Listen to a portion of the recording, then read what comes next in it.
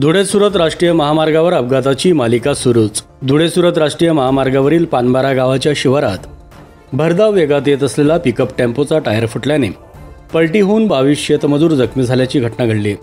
विसरवाडी परिसरातून दररोज महिला पुरुष शेतमजूरसाठी साक्री तालुक्यात कामासाठी जात असतात। त्यांना येण्या-जाण्यासाठी वाहनाची सोय केली असते।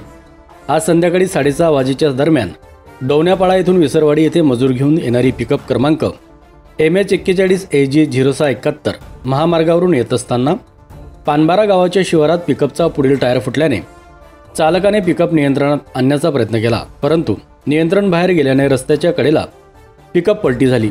त्यात विसरवाडी परिसरातील 22 मजूर जखमी झाले। जखमींना महामार्ग सुरक्षा पोलीस आणि विसरवाडी पोलिसांनी तात्काळ 108 रुग्णवाहिकेत विसरवाडी ग्रामीण रुग्णालयात उपचारासाठी दाखल केले। त्यात 2 मजुरांची प्रकृती गंभीर असल्याने त्यांना जिल्हा रुग्णालयात रवाना करण्यात आले। दरम्यान जखमीची नावे कळू शकले नाही। पुढील तपास विसरवाडी पोलीस करीत आहेत। Sanjay Wani, Navapur live news, Visarwadi. Tyre फुटला हो गाडी गेली। थोडी कंट्रोल हो स्पीडमध्ये कमी होती, पण सारी होते होते। आणि तुम्ही किती लोक होते? आम्ही 27-28 होते। किती लोकांना लागलं? थोडे बाकी चांगले आहेत का मग? हो चांगले आहे।